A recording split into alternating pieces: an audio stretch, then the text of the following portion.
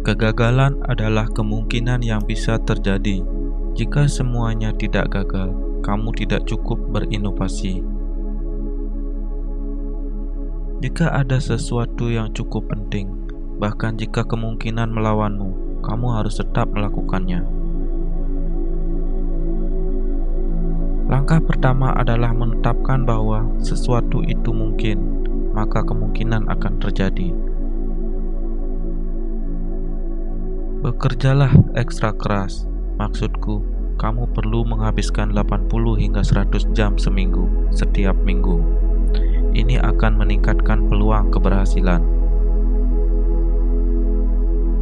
Orang bekerja lebih baik ketika mereka tahu apa tujuannya dan mengapa. Adalah penting orang-orang datang bekerja di pagi hari dan menikmati pekerjaannya. Kesabaran adalah suatu kebajikan, dan aku belajar kesabaran. Ini pelajaran yang sulit. Hidup ini terlalu singkat untuk dendam jangka panjang. Kamu tidak boleh melakukan sesuatu secara berbeda hanya karena berbeda. Sesuatu itu harus lebih baik. Kamu ingin ekstra keras dalam membuat hal terbaik yang kamu bisa. Temukan semua yang salah dengan itu dan perbaiki. Carilah umpan balik negatif, terutama dari temanmu. Merek hanyalah persepsi, dan persepsi akan mencocokkan diri dengan kenyataan dari waktu ke waktu. Terkadang akan ada di depan, di lain waktu akan di belakang, tetapi merek hanyalah kesan kolektif yang dimiliki orang tentang suatu produk. Kegigihan sangat penting. Kamu seharusnya tidak menyerah kecuali kamu dipaksa untuk menyerah. Jika ada sesuatu yang cukup penting, kamu harus mencoba, bahkan jika kemungkinan hasilnya adalah kegagalan. Saat kamu mencoba membuat perusahaan, rasanya seperti membuat kue. Kamu harus memiliki semua bahan dalam proporsi yang tepat. Sangat penting untuk menyukai orang-orang yang bekerja denganmu. Jika tidak, hidup dan pekerjaanmu akan sangat menyedihkan. Tidak apa-apa untuk meletakkan semua telurmu dalam satu keranjang, selama kamu mengontrol apa yang terjadi pada keranjang itu. Kesalahan terbesarku mungkin terlalu bergantung pada bakat dan bukan kepribadian seseorang. Kupikir penting untuk seseorang memiliki hati yang baik. Kamu ingin memiliki masa depan di mana bisa mengharapkan sesuatu menjadi lebih baik, bukan masa di mana kamu mengharapkan sesuatu menjadi lebih buruk. Kamu harus cukup tergerak untuk mewujudkannya. Kalau tidak, kamu hanya akan membuat dirimu sengsara. Optimisme, pesimisme, persetan dengan itu. Kita akan mewujudkannya. Ketika di perguruan tinggi, aku ingin terlibat dalam hal-hal yang akan mengubah dunia. Sekarang aku sudah melakukannya. Aku tidak akan mengatakan aku memiliki rasa takut yang sedikit. Namun, aku ingin emosi ketakutanku berkurang karena sangat mengganggu dan mendidihkan sistem sarafku. Aku sampai pada kesimpulan bahwa kita harus bercita-cita untuk meningkatkan ruang lingkup dan skala kesadaran manusia untuk lebih memahami pertanyaan apa yang harus diajukan. Sungguh, satu-satunya hal yang masuk akal adalah berjuang untuk pencerahan kolektif yang lebih besar.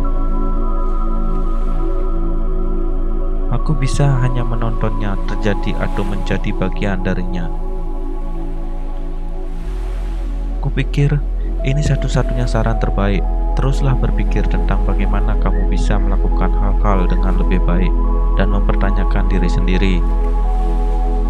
Gagasan berjemur di pantai sebagai hal utama yang melakukan sepertinya adalah ide terburuk.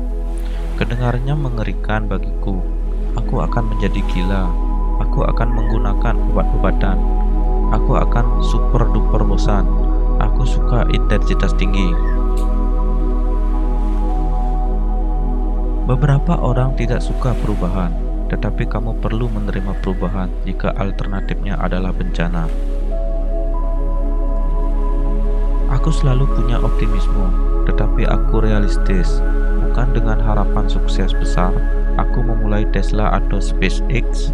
Hanya saja kupikir mereka cukup penting untuk dilakukan. Terdapat bias luar biasa terhadap pengambilan risiko. Semua orang berusaha menghindarinya. Motivasiku untuk semua perusahaanku adalah untuk terlibat dalam sesuatu yang kupikir akan berdampak signifikan pada dunia.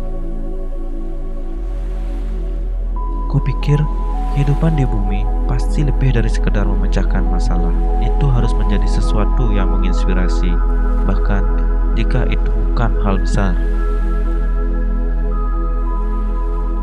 Dengan menggunakan PayPal, aku berpikir, masalah apa sajakah yang paling mempengaruhi masa depan umat manusia? Bukan dari perspektif apa cara terbaik untuk menghasilkan uang. Aku tertarik pada hal-hal yang mengubah dunia atau yang mempengaruhi masa depan melalui keajaiban teknologi baru di mana kamu melihatnya dan berkata, "Wow, bagaimana itu bisa terjadi? Bagaimana itu mungkin?" Mengapa kamu ingin hidup? Apa gunanya? Apa yang menginspirasimu? Apa yang kamu sukai tentang masa depan?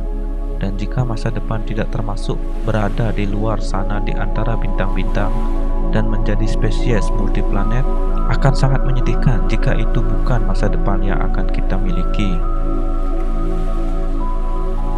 Jika kamu bangun di pagi hari dan berpikir masa depan akan lebih baik, ini adalah hari yang cerah, tidak jika sebaliknya. Jangan menipu diri sendiri untuk berpikir bahwa ada sesuatu yang berfungsi ketika itu tidak, atau kamu akan terpaku pada solusi yang buruk. Jika kamu mundur beberapa ratus tahun, apa yang kita anggap remeh hari ini akan terasa seperti sihir. Dapat berbicara dengan orang-orang dari jarak jauh, untuk mengirimkan gambar, terbang, mengakses sejumlah besar data seperti orang peramal. Ini semua hal yang dianggap sihir beberapa ratus tahun yang lalu. Kupikir mungkin bagi orang biasa untuk memilih menjadi luar biasa. Jangan takut dengan arena baru. Sebisa mungkin, hindari mempekerjakan MBA. Program MBA tidak mengajarkan orang cara membuat perusahaan.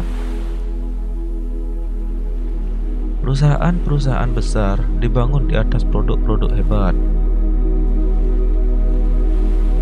Menjadi seorang entrepreneur seperti makan gelas dan menatap ke jurang kematian.